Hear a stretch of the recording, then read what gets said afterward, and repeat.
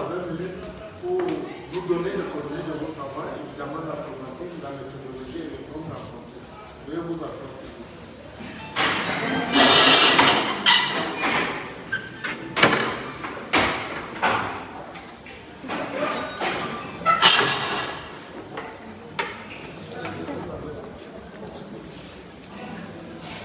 Allô?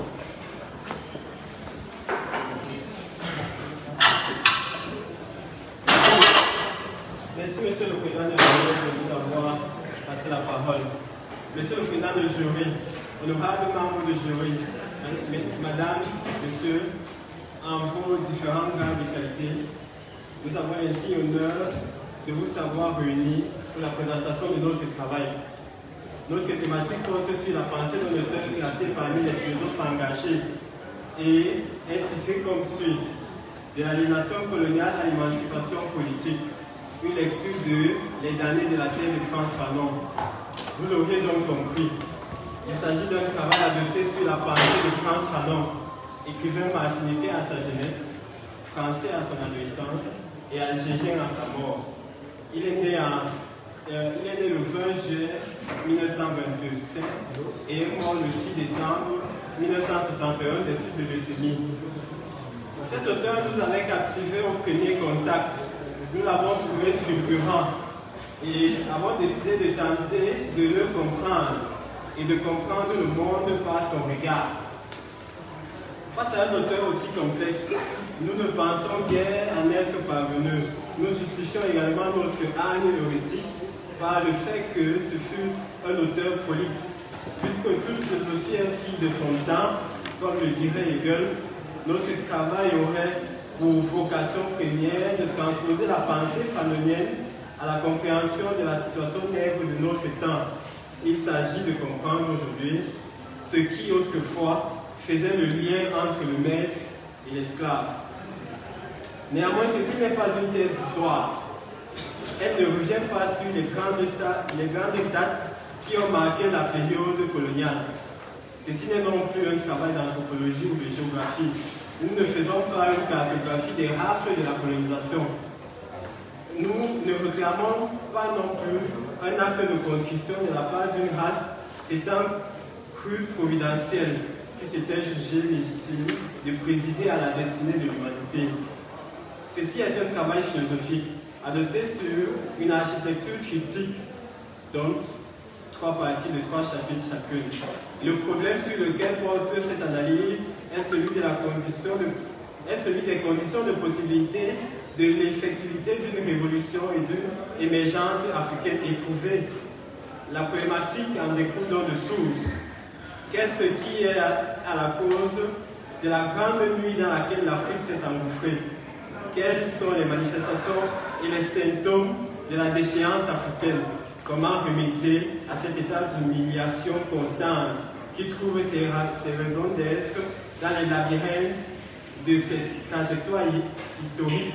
Comment envisager philosophiquement et avec Fanon une révolution raciale qui verrait naître une Afrique émergente et puissante? Madame, Monsieur, honorables membres du jury, une flopée d'interrogations serait nécessaire pour tous ceux qui voudraient s'engager sur un terrain aussi glissant, vaseux et abyssal, qui est celui portant sur le devenir de l'Afrique. La téléonomie ici est l'analyse avec Fanon d'un pouvoir ou système fondamentalement satrapique.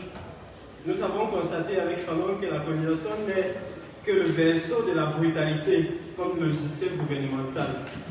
Mais nous ne nous sommes pas contentés d'aduler le fanonisme, notamment sur sa théorie de la contre-violence, comme réponse adéquate et proportionnelle à la violence coloniale. Nous l'avons trouvé quelquefois limitée car, en effet, procédant par une méthode à la fois analytique et critique, il nous a été donné de proposer autre chose que la brutalité du colonisé en réponse à la brutalité du colon. Vous l'aurez donc compris, pallier la situation coloniale nécessiterait de convoquer la non-violence plutôt que la contre-violence, évoquer Gandhi plutôt que Fanon, promouvoir la diplomatie souple plutôt que la guerre, même si Clausewitz estimait que la guerre elle n'est juste que la continuité de la diplomatie sous une autre forme.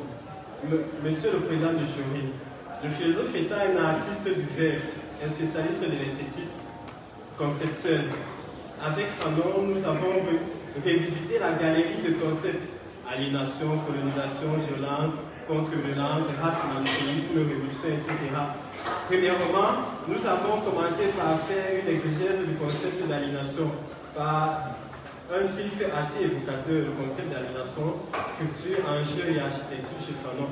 Nous y avons vu que le procédé d'aliénation n'est que la volonté farouche du blanc à ankyloser et à anesthésier le libre vouloir nègre, embrigader sa liberté et le rendre chose. Nous y convoquons Césaire pour démontrer que l'équation est simple: colonisation égale chosification. Dans cette partie, nous parcourons aussi les concepts de race, racisme, apartheid, paternalisme, post-colonie, néocolonialisme, et nous parvenons à une conclusion controversée: le colon est fondamentalement un négrophobe. Dans une atmosphère continue de violence, la violence atmosphérique, le constat de Hobbes depuis 1951 dans le Léviathan force l'unanimité. Homo hominis lupus. L'homme est un loup pour l'homme.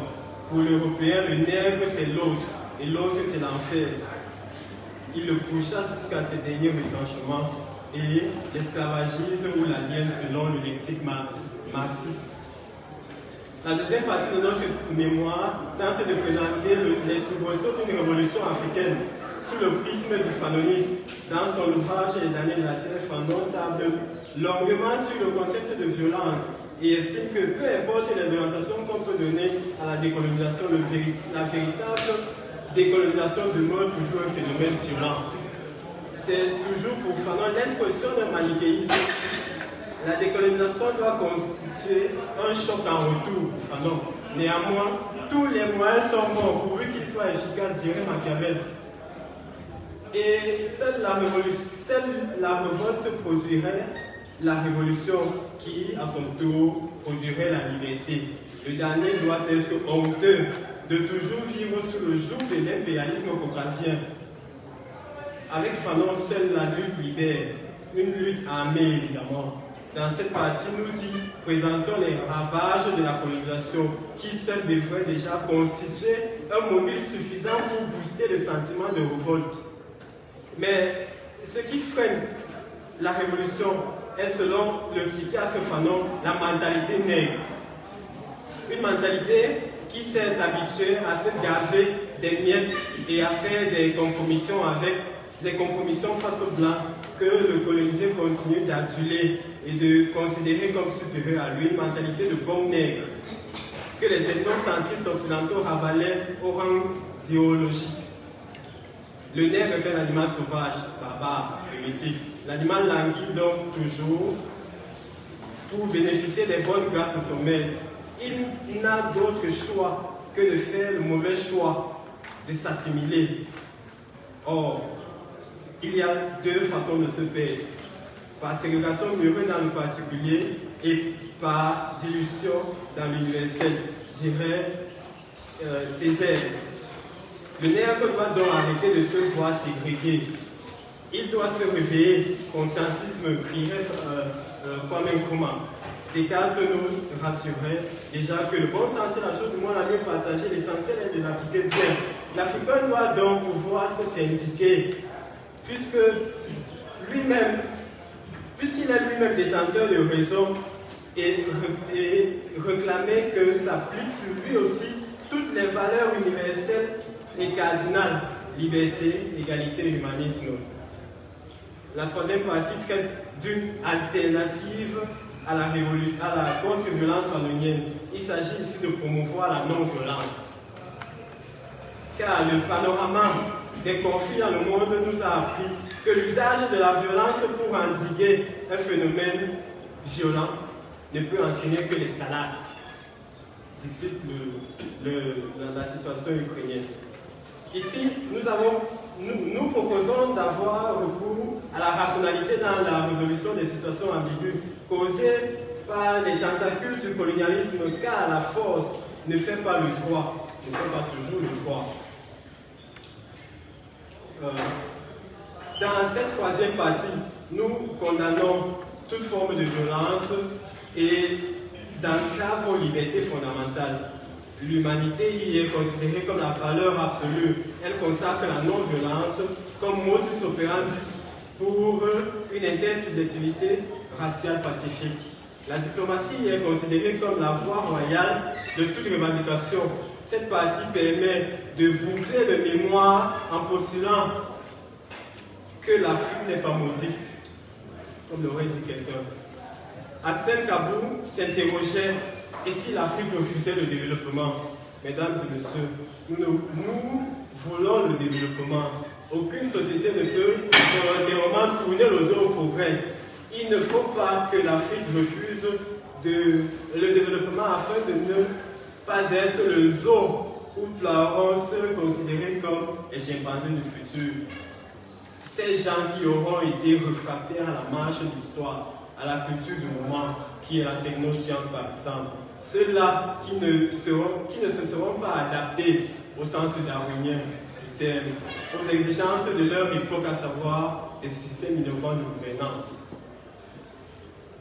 Monsieur le Président, nous voulons sortir de la grande nuit, sortir de la léthargie engluante qui pétrifie et momifie le devenir panafricain. Monsieur le Président, honorable membre du jury, selon Fanon, chaque génération doit, dans une relative opacité, découvrir sa mission. L'Atskaï, la remplir ou l'Atskaï, nous voulons faire partie d'une nouvelle génération, une génération désillusionnée, une génération désanesthésiée et libérée du venin néocolonial. Nous voulons que la nomenclature de race soit décrétée caduque, que la clarification du rapport blanc-noir ne soit plus un fonds de commerce pour des intellectuels véreux. Nous proposons un nouvel humanisme, à ne pas confondre avec l'humanitaire, entendu comme la plaie de l'humanité, comme l'aurait dit Mohamed. Nous rêvons d'une coopération pacifique et légale et d'égal à égal entre toutes les civilisations. Nous rêvons d'une Afrique empruntant l'autoroute de la transformation, comme l'aurait dit. Nous rêvons d'une Afrique empruntant les routes de la transformation, comme l'aurait dit Toa. C'est une transformation qui passe nécessairement par une production ciblée des biens et services. Monsieur le Président du jury, honorable membre du jury, l'une des finalités majeures de ce travail est de soutenir, grâce à Fanon, que la chose la plus importante aujourd'hui pour l'intellectuel africain est la construction d'une nation. La construction d'un continent qui avance à l'unisson grâce à ses missionnaires de la raison.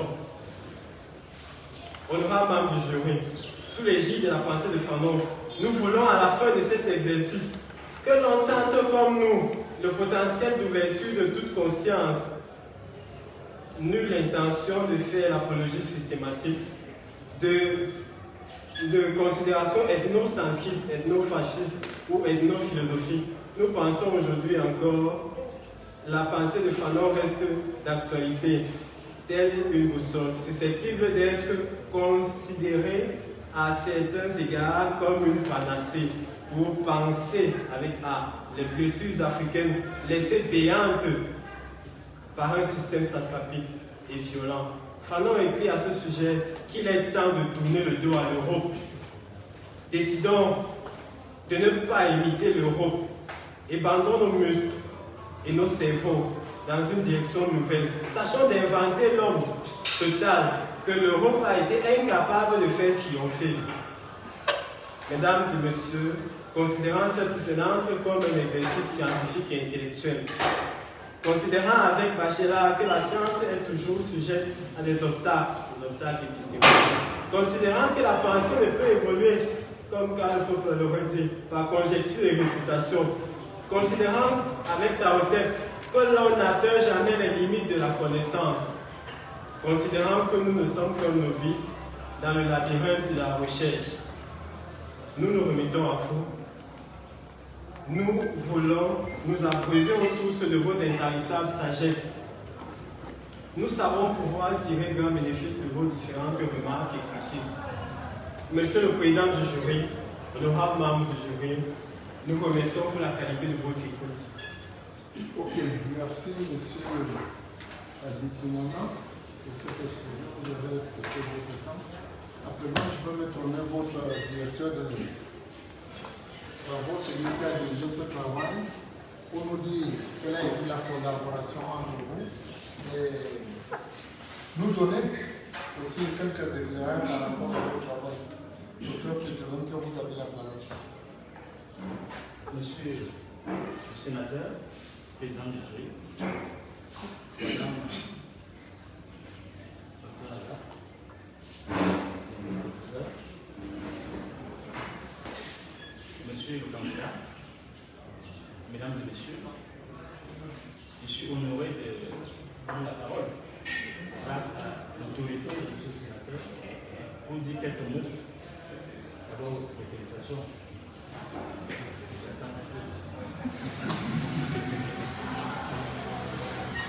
Parce qu'il faut garder le sourire lorsqu'on parle des choses sérieuses comme ça. J'avais voulu dire à mes étudiants qu'ils sont en train de vivre un passage historique dans ce pays. Et je crois que ça se vit. C'est ma toute première soutenance des mémoires ici au pays. Et je voudrais vous dire mon émotion. Vraiment, je suis très fier de faire ça, cet exercice. Je voudrais honorer d'ailleurs les autorités de l'université qui ont permis que ça se passe parce qu'il fallait décider autrement. Et je veux dire un merci spécial à M. le recteur pour cette autorisation. Je voudrais dire deux mots. Monsieur le Président, vous m'avez demandé que je vous dise les conditions dans lesquelles la direction s'est passée. Mais ce que je vais dire, ça ne doit pas entacher la note du candidat. Je voudrais vous avouer que ça a été la guerre.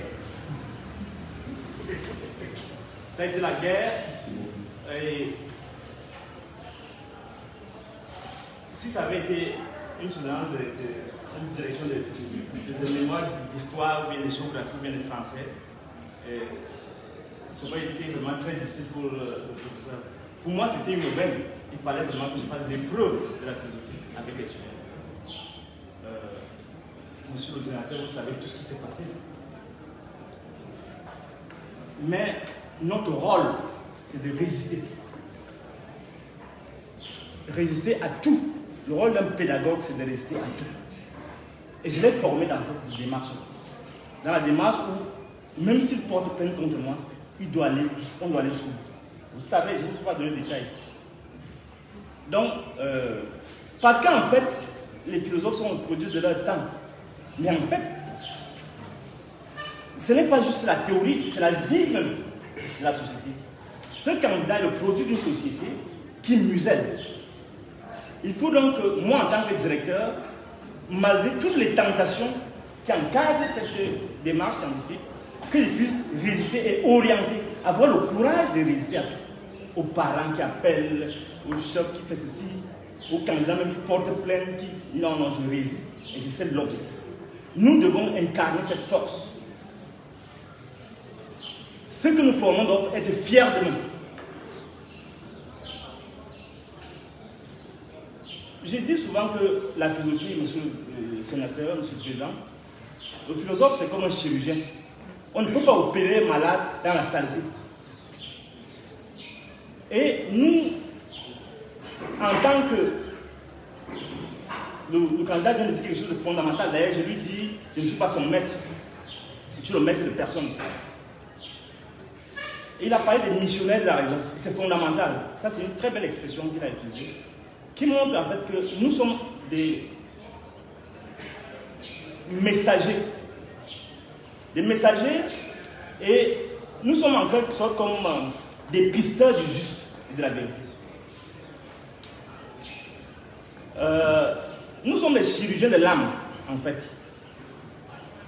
Et notre rôle, on est en face d'un auteur qui était psychiatre.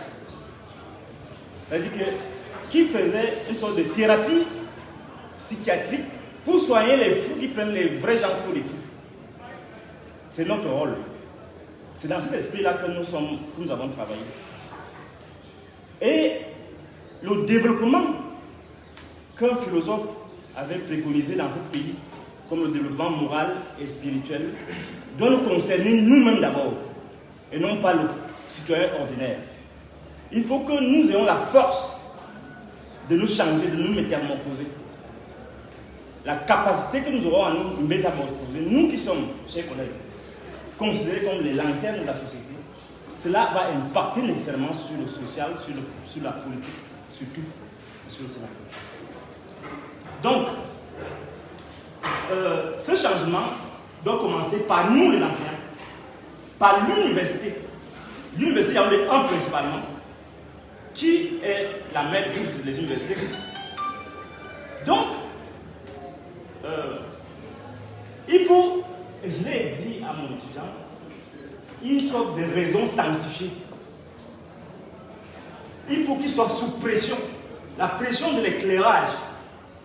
Cette pression, ce n'est pas la pression que certains font à leur candidat, il faut bien ici par cause, en blanc à sec, sinon je vais les bloquer. Non, une pression qui forge l'esprit à la rudesse de la vie, à la difficulté. Parce que sans difficulté, on ne peut pas arriver à construire un pays. Donc, je voudrais donc dire, ici et maintenant, que tous les dirigeants qui attirent le regard du philosophe sur eux, pour le risque majeur, se voient anéantis par la pensée. Parce que quand on forme les enfants, ils doivent être forts. Parce qu'ils doivent porter le fardeau de l'histoire. Ils doivent porter le fardeau de l'histoire.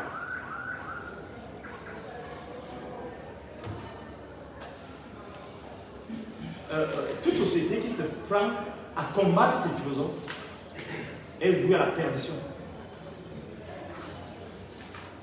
À ce sujet, je voudrais rappeler aux uns aux autres que la République, c'est une invention des philosophes. Ce n'est pas un butin des malfrats. La République nous appartient, nous les philosophes. C'est nous qui l'avons théorisée. Elle n'appartient pas aux renégats. Monsieur le candidat, vous devez être le porte-parole de cette vérité qui est inscrite dans toutes les constitutions.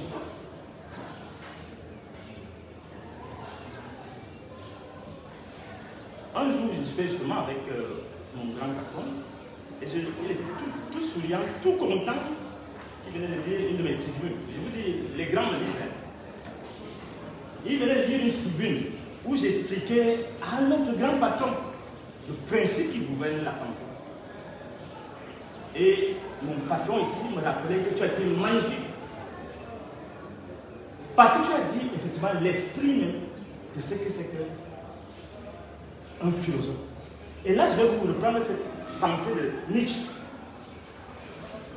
Dans la morsure de la vipère. C'est un texte magnifique. Parce que la philosophie, c'est aussi pour se faire plaisir, monsieur le sénateur. Un jour, Zarathustra s'était endormi sous un figuier, car il faisait chaud. Et il avait ramené le bras sur le visage. Mais une vipère le mordit au cou, ce qui fit pousser un cri de douleur à Zarathustra. Lorsqu'il eut enlevé le bras de son visage, il regardait le serpent. Alors le serpent reconnut les yeux de Zarathustra. Il se tordit maladroitement et voulut s'éloigner. Non, bon, dit Zarathustra, je ne t'ai pas encore remercié. Tu m'as réveillé à temps. Ma route est encore longue. Ta route est encore longue, dit tristement la vipère. Mon poison tue. Zarathustra se prit à survivre. Quand donc un dragon mourut-il du poison d'un serpent? Une petite vipère mord le dragon. Quand donc un dragon mourut-il du poison d'un serpent? Dit-il. Mais reprends ton poison tu n'es pas assez riche pour m'en faire marche. Alors de chef, la vipère s'enroula autour de son cou et elle lécha la plaie là-dessus. Monsieur le Président, tout ce que je dis là, c'est le commentaire de l'esprit de ce texte. Parce que lorsqu'on parle de Frantz Fanon, on voit effectivement un combattant. Le combattant, pas le combattant de ses semblables, le combattant des injustices. Donc la plus grave, donc l'une des plus graves, parce qu'il faut parler de l'esclavage d'abord, ça c'est inouï. Et il faut aussi parler de la colonisation. Ce théoricien de la colonisation, ce théoricien de la décolonisation.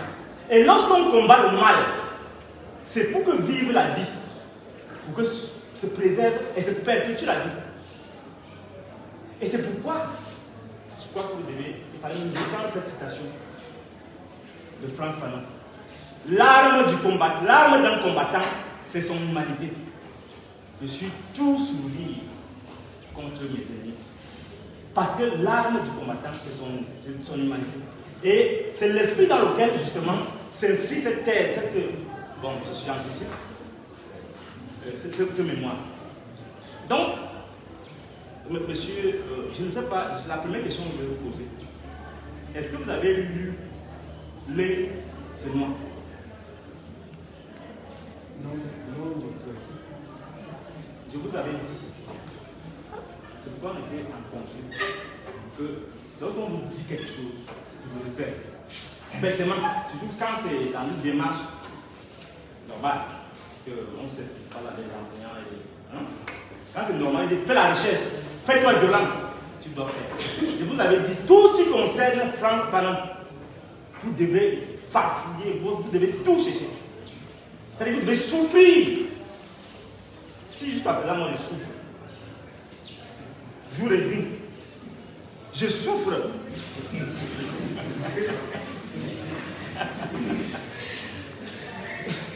Si vous ne voulez pas souffrir, vous allez réussir. Si vous avez lu, ne serait-ce que les extraits de l'œil, c'est moi, vous aurez complété ce document. Vous avez compris l'esprit dans lequel. Parce que quand vous parlez de la démarche de décolonisation, on a l'impression que quand il dit lorsque un combattant prend ses armes, c'est toute l'humanité qui est en émoi. Les gens peuvent croire que ça donne l'impression que Frantz Fanon était un grand sadique. Non, c'était un libérateur, un théoricien de la libération. Or, la faculté qu'ont les gens qui se soucient avec une telle profondeur du sort de l'humanité, c'est qu'ils sont prêts à des sacrifices énormes. Mais généralement, l'histoire les récompense. Parce que voyez-vous, ça je sais que vous l'avez vu aussi. Celui qui est considéré comme l'un des plus grands ennemis du capitalisme et des autres et des impérialistes, ceux-ci ont manœuvré, la CIA a manœuvré. Imaginez, vous avez vu ça dans la CIA a manœuvré. Ils ont tout fait pour sauver ce gars, qui était l'un de leur ennemi numéro 1. Les Américains ont tout fait pour le supplier de l'amener chez nous. Ça, il faut vous informer dessus. C'est-à-dire que même dans la pire des agressions, dans la pire des haines, les gens doivent savoir, les dirigeants doivent savoir qu'ils doivent préserver de l'humanité. Si la CIA, qui est chargée de briser, de tuer, de neutraliser les ennemis, déploie une sorte d'armada pour sauver un de leurs pires ennemis, au point là, il a accepté. Ok, vous voulez qu'on me soigne, allons-y. Mais malheureusement, il a tout fait, ils ont tout fait pour le sauver. Mais non pas réussi. Parce que le Seigneur était derrière tout ça.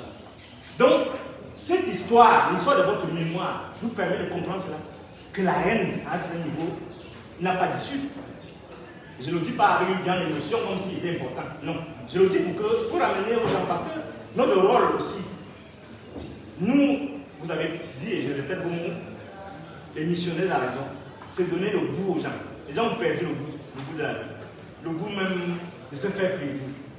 Parce qu'ils sont habités dans des petites considérations professionnelles et autres. Nous, les anciens, nous les philosophes, nous devons apprendre cette ascèse. Donc, je ne vais pas monopoliser la parole. Je voudrais terminer par une petite citation. Une toute petite citation.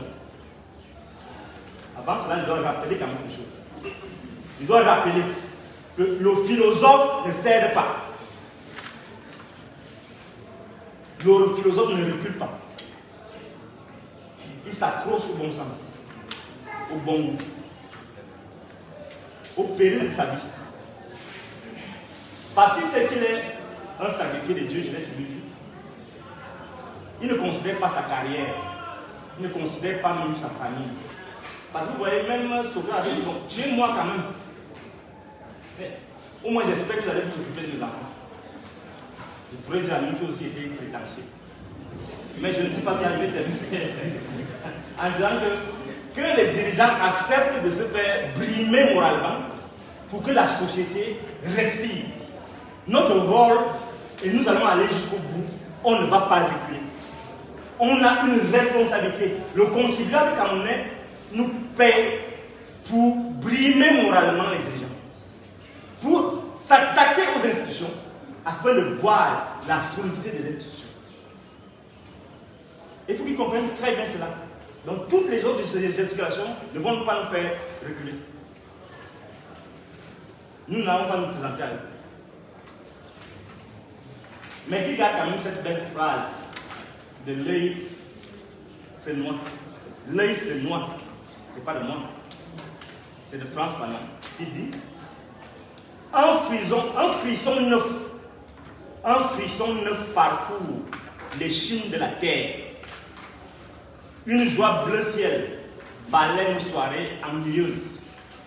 Nos pores écartés jusqu'à avoir mal. Distendus, béants, saignant de toutes parts. Accepter ses plaies pour qu'on puisse cicatriser la haine et l'incompétence. Lorsqu'on arrive, lorsque la philosophie arrive, lorsque les philosophes arrivent, les incompétents doivent fuir, les aimés doivent fuir. La République, c'est nous. Monsieur le Président, Monsieur le Sénateur, je vous remercie. Ok, merci Dr. Fidjelonkin pour cet éclairage et pour ce rappel. À présent, donc, Monsieur Abitinana, je veux passer la parole à Dr. Azar Aboko.